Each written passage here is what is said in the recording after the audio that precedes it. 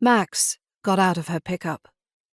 The cool night air flat and dead against her skin and in her nose and mouth as she started walking across the cracked and worn road surface. In this part of the city, there were no little bits of magic here and there to keep the air fresh and the buildings clean, despite traffic passing by. This was the Barrows, where the residents were more concerned with putting food on the table and keeping the lights on than such luxuries as clean windows. The buildings around here were squat and square, made for function, with no attempt to also make them beautiful.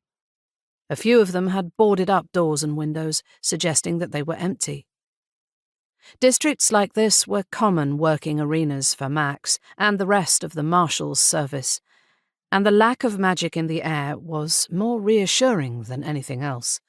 It meant that whatever it was she had been called to deal with wasn't powerful enough that its presence had seeped into the air.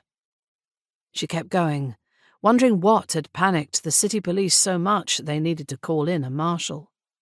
She spared a moment to wish that the police had chosen another night to summon help, as she'd spent most of her day using her limited magic to reset the protective wards around her own home, and now had a mild headache, along with the phantom taste of stale beer in her mouth.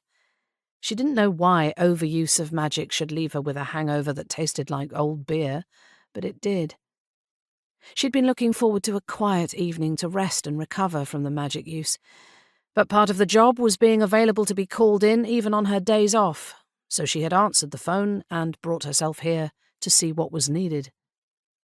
As she had on many other occasions, she reminded herself that she would have hated an office-based job with regular hours, assuming anyone would have been prepared to hire her.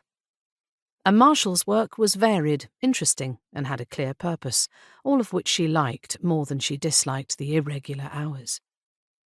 The patrol vehicles' blue and red lights flickering off the surrounding buildings turned the bare spaces of packed earth between the ugly concrete structures into a poor man's disco.